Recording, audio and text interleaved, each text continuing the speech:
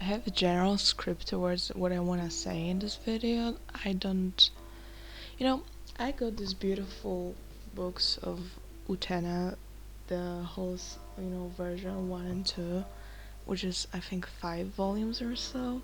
They're beautiful. They have, like, colored things here and, like, shiny and stuff. This is the Polish version. This is the first book, and here's the second one. And I was pretty hyped to read it because, the cover looks beautiful, and also people always talk how Revolutionary Girl Utena is a classic and stuff. And I wanted to give it a bit of a analysis, I think, because I kinda think that it's worth analyzing. I think I have a little bit of a script here.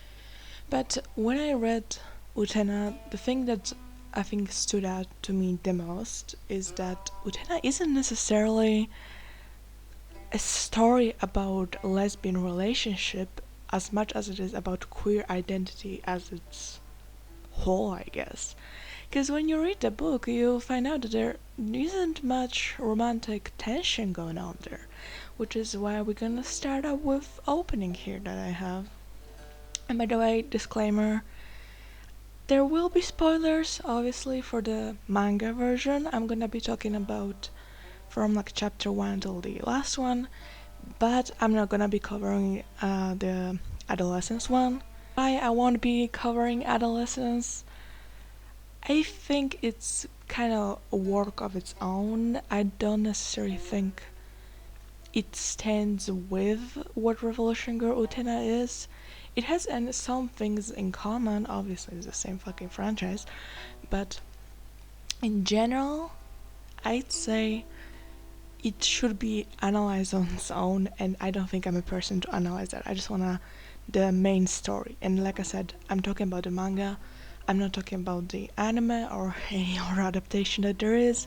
I have not seen it. I just want to talk about the paper version. Okay, so in the beginning, we are shown Utena, who is in a bit of a trouble. She has been called to the office because she's decided to wear a men's uniform, and we find out that she has been taken care of by her aunt because her parents. I already don't fucking remember. They die. They always die. In manga, parents always fucking die.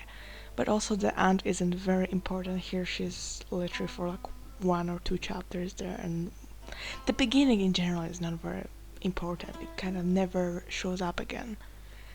But basically, Utena has this longing for a prince she once met and inspired her for her to be like the prince, the lady prince, I guess. But when I read it, when I thought about it, especially after I finished reading, I have figured that it kind of is like the expectation of like women thinking that they will find this one destined prince they have. And Utena is very much believing that. She, even though she's very much inspired to be a prince, like, she tries to be like the person instead of really. Well, she is in love with the guy, at least she tells herself that, even though she met him when she was a little kid. But she believes she loves him. She doesn't necessarily love him. So when the guy who I don't fucking know his name, he doesn't matter. He's like there for also like one chapter. He kisses her aunt and whatever. He tells her about the academy, and that's when we get to the actual story of Utena. Like I said, the first chapter is kinda. It's a wishy-washy kinda. I don't know. It's kinda bad. I think really shows up what I want to talk about with relation to Utena is that this is the start of it all, where Utena believes wholeheartedly that she should be with the prince because the prince is destined to her, and she just longs for it, even though she much more admires to want to be like him, which I think as a trans man, I can, understand that too, not only as like a lesbian relationship, which I think Utena is general queer allegory. Sometimes you think you want to be with the gender you admire instead of be them. Even though I must clarify, I don't think Utena is a trans story, it's very much lesbian story in a way, or queer in general. Utena's core value is to want to be a prince and be with a prince. Although she doesn't really necessarily know why, she just believes wholeheartedly that she should be with him because they're like destined together. Other than that, she very much wants to be more like them. Utena wears a boy's uniform, she generally tries to showcase her prince-like attitude, and when asked why she wants to wear boy's uniform, she said, I just like it. And here is the thing that Utena doesn't have short hair. In manga, she's like blondish, kinda, but then they change it to pink, whatever. There have been issues with serialization there. But she has long hair, at least until the adolescence. Well, in adolescence, it's also kind of like that. And she doesn't say she's not a girl. She just says she wants to be like a prince. And it makes you think, why does Utena wants to be that prince so bad?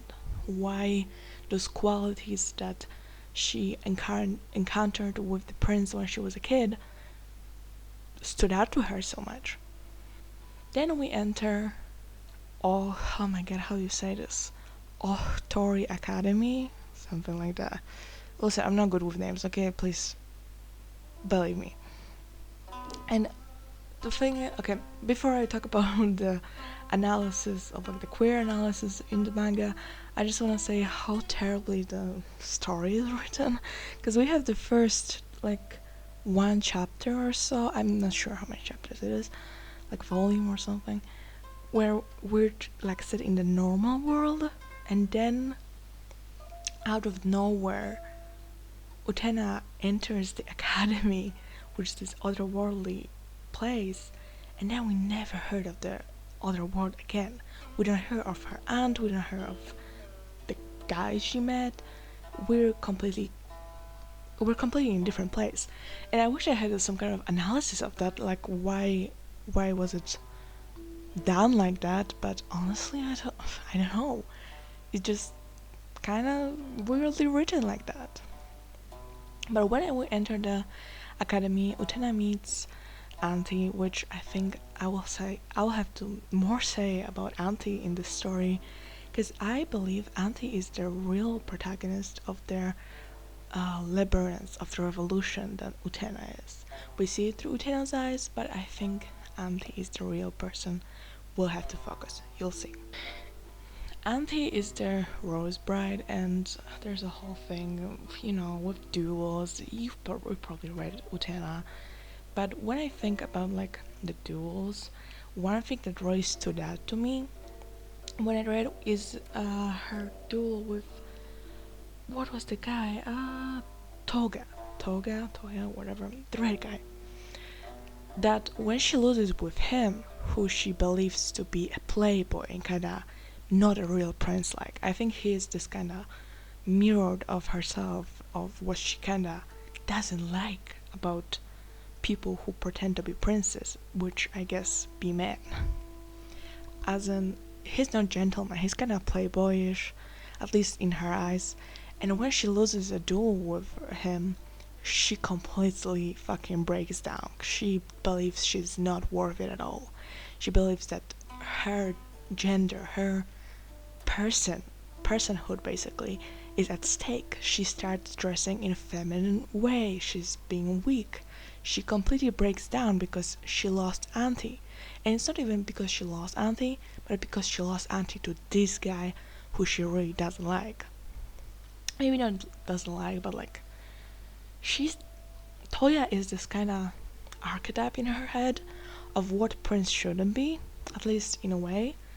And that's when she feels weak when she loses to him, that like, maybe I can do it, maybe I can't be a prince, maybe I can't be helping Auntie, maybe I'm just a woman who is supposed to be weak.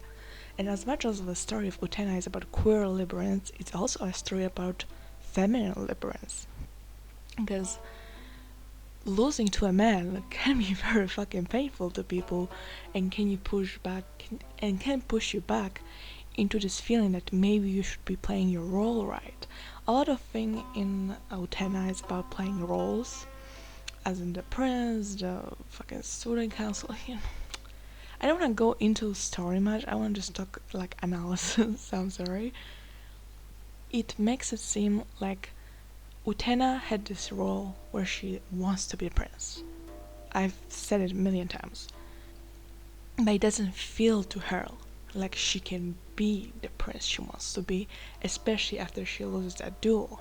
I will say the duels, from what I know, are much more important in the anime from what I read. In manga, they're kind of story tactic. I think instead of outside of Toya's duel with Utena, we don't really get many interesting duels there. Obviously, that's when we start with the new chapter of the Utena, which is when Akio comes into play. And Akio is a very interesting character. Well, maybe not interesting character. Interesting in correlation to Auntie and Utena.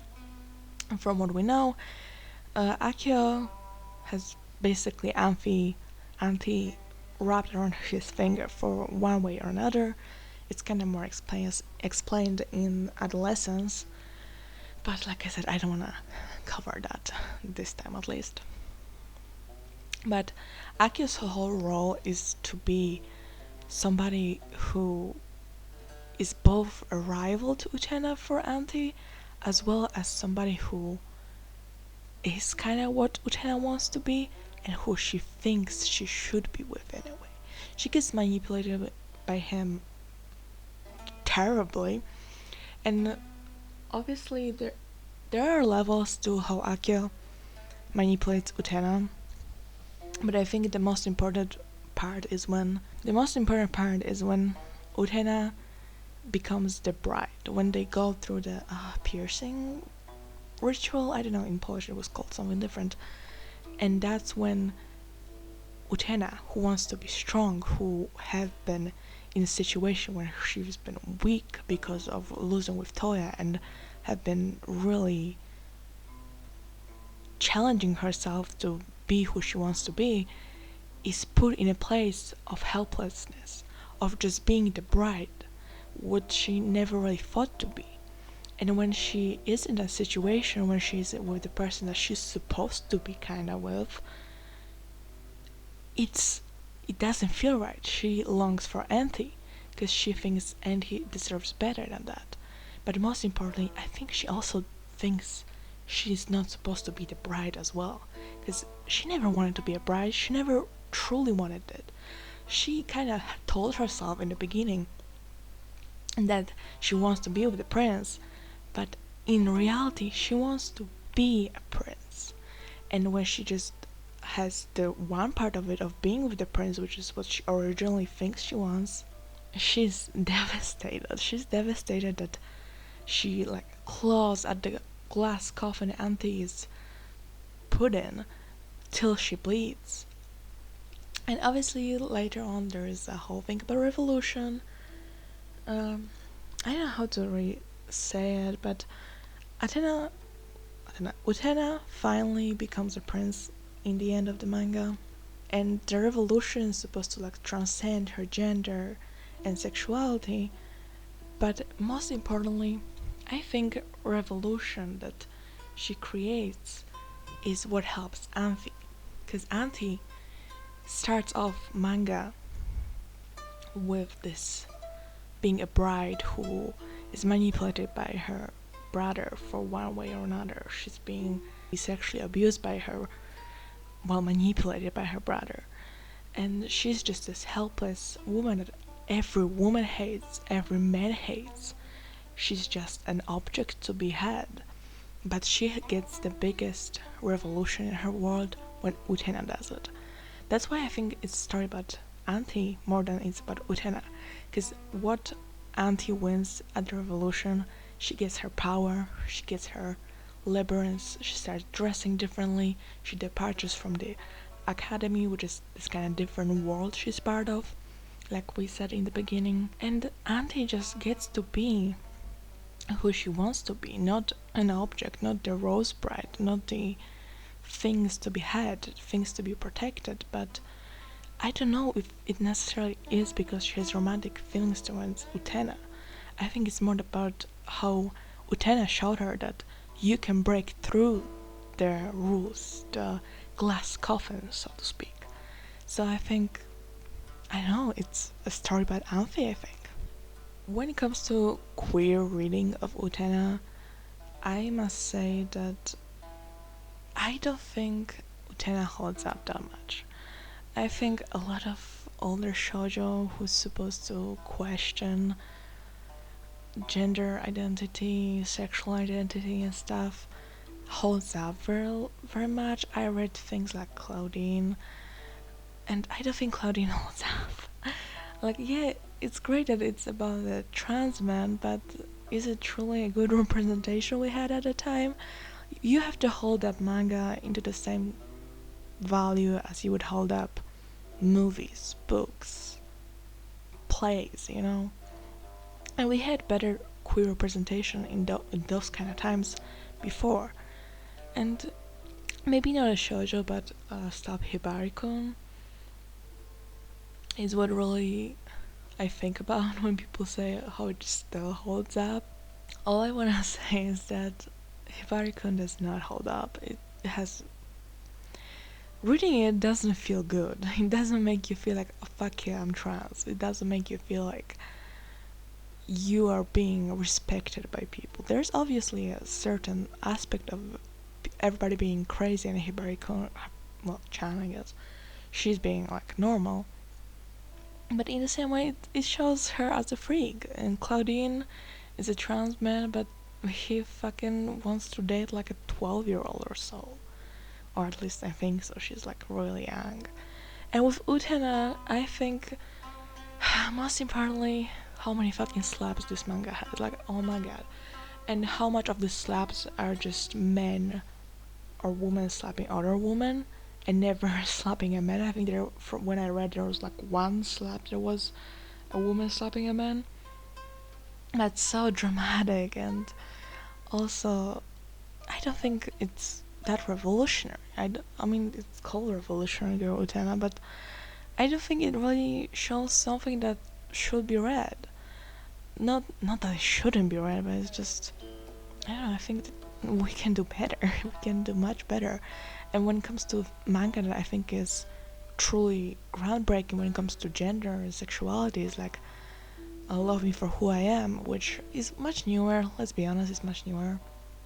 But still, I think it was much more revolutionary when it came out because it had a non-binary character who straight up says that they're non-binary. We had like every identity under the sun explained in the manga.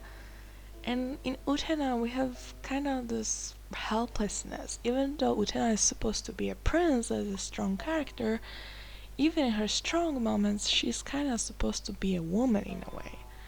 Like, not in a way like, fuck yeah, I'm a woman. It's much more in a way she's supposed to be kind of helpless. And it's okay to be helpless, but I think if we're gonna do something about sexuality and like identity in general, especially womanhood and queer identity as a woman, it should be explained that there goes much more than that. But most importantly, it can't as many times as I say most importantly. Last video when I said most important like 20 times. I think Revolutionary Girl Utena isn't a must read. I don't think it holds up. I don't think it's that great.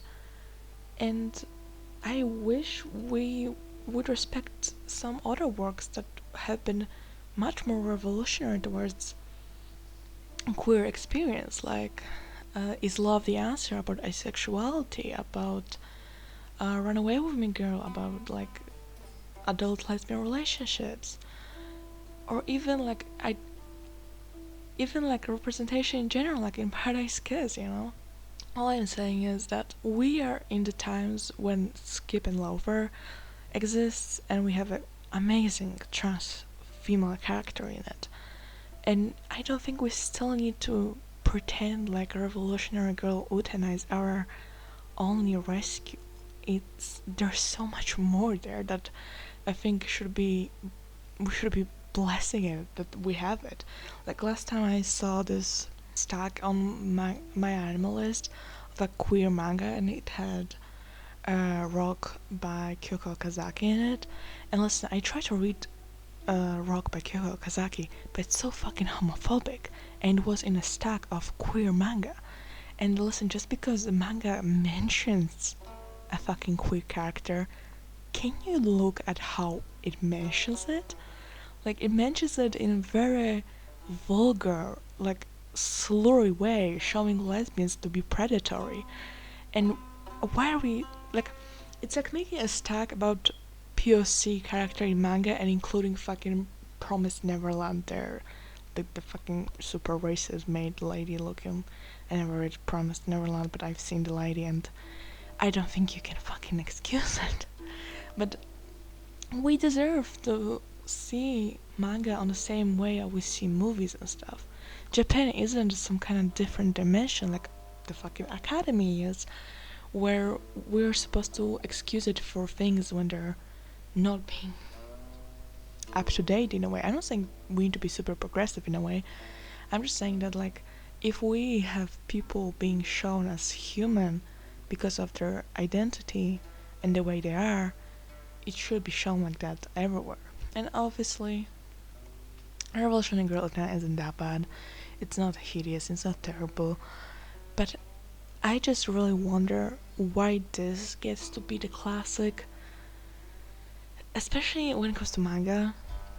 I know the anime is probably more worthy of it because it tied a lot of loose ends the manga had, but I mean, both of those were created around the same time, and the director was part of the creation of this manga. There was a whole group of it, and I don't know why it falls so flat. I don't know why we have this super dramatic scenes where women are portrayed as little helpless victims. And let's be honest, there a lot of times women are being just victims to the things we're fucking shown in the world, you know?